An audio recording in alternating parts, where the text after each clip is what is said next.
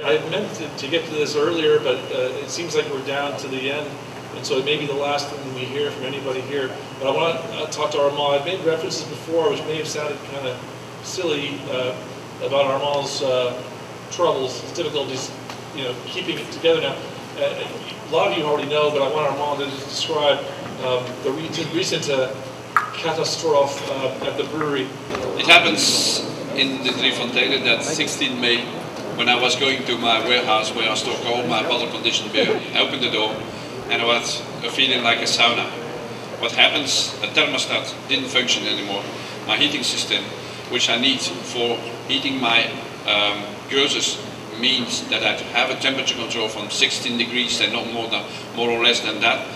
So just for starting my fermentation on the bottle condition, because otherwise this warehouse is too cold, and too cold can then kill your yeast. When I came on that certain day, I had a feeling of this is not normal. I opened the place where we stored all those bottles, and I discovered that the thermostat isn't functioning anymore.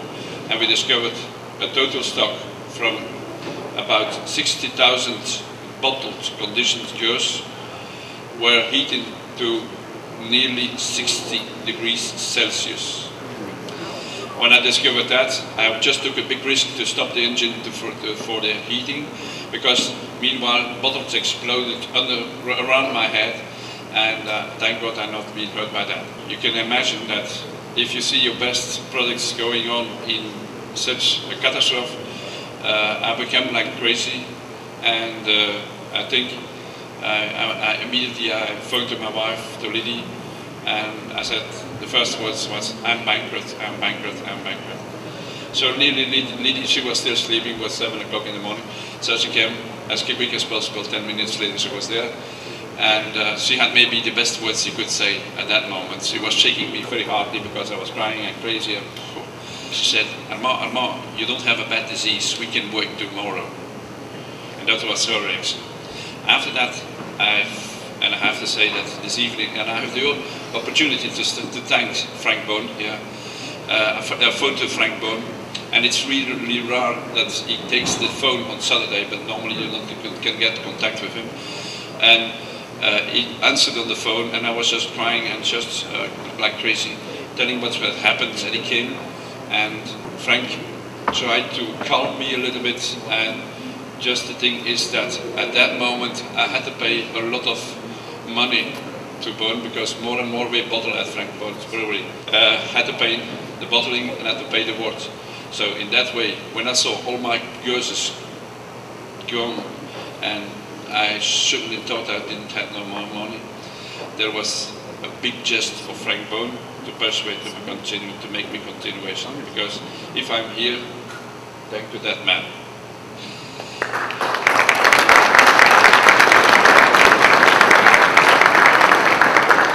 Because he gave me the courage and to say, Armand, you have to continue, you cannot stop now.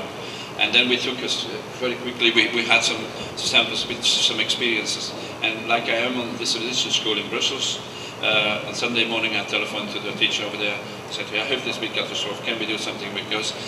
So we were in the school, and then we had immediately in a small distillation, of course, a distillery, we could make this distill. And that was the good news, that the negative influences of the heating on the beer was not distilling, so I could make this alcohol. It gives me the courage to do, and at the same time, that's why I'm not a brewer anymore, because just a few months before, I set to stop with my 1,000 liter brewery installation.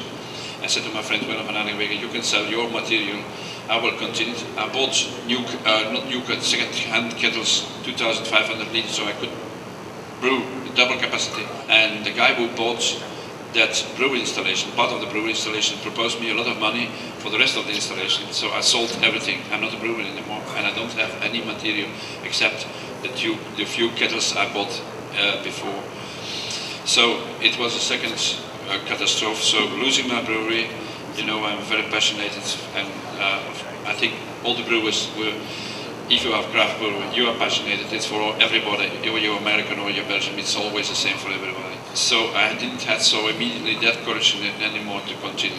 So Daniel has also supported me, a lot of people over the world, and I can say that even a very well-known American brewer, he brought a very special batch for me, some Caccione, and the profit of that batch sent me in a check in US dollar. So the means that, and the helps, and the means, the emails I got from everywhere, and people wanted me to help and to do. That means that we don't have any 2009 available anymore. We just have a few bottles saved, older than that, which was not in that warm room. I have to thank a lot of people, even maybe some of you are here, and it makes me a little bit more emotional, but that means also if you work together, you can coming out of a catastrophe. And sometimes it helps you and it helps me. So for the future, I still continue to blend, so be sure, because when we open the bottles, 60,000 bottles, if you can imagine what the work it is, just open a bottle of Geurs and just put them again in a tank and send that to the distillery, because it has been distilled. This is a real distilled Geurs. It was distilled on 69 degrees in volume alcohol. It has been reduced with a very special water from the distillery to 40, and what we call, what my wife called the alcohol was Armand Spirit. So it's an eau de vie, because eau de vie is a name which is also protected, and you cannot use any name. And this is an unsweet Armand Spirit. There is no sugar in this, and the thing is that we are surprised by the impact. And certainly for the rest of the history is that when we sold the alcohol, I could finally pay my invoices to Frank Penn. So he had to wait a long time. That's why I respect and I have a lot of admiration for Frank Penn. But the thing is that we have a nice alcohol. It saved me. There are not so many bottles anymore. There were 6,200 bottles. I sold immediately. I think we just have 1,500 or something like that. And it gives me the opportunity to continue. And all the people who came helping me, because we did it on 3 Saturdays, 40 persons, and I had to let it go. A lot of them go back, because we cannot put them here. At that moment, they had asked me all the same thing. We can help you for free on one condition. You have to promise to continue. So I made, and I promised to continue, and I'll say that again here. So for those I couldn't answer immediately. I continue to make my blends, but if my beer is not available, that's to that catastrophe.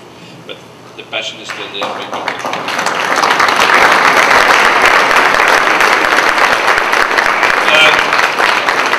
If you don't mind, Armand, would you give us a traditional Belgian toast?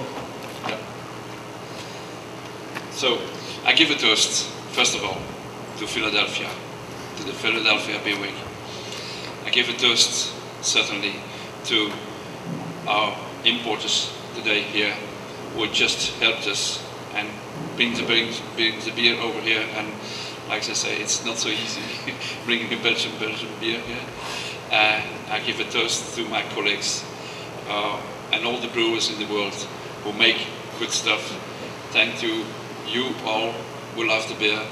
We can survive, and thank to you, we have a lot of different tastes. Santé.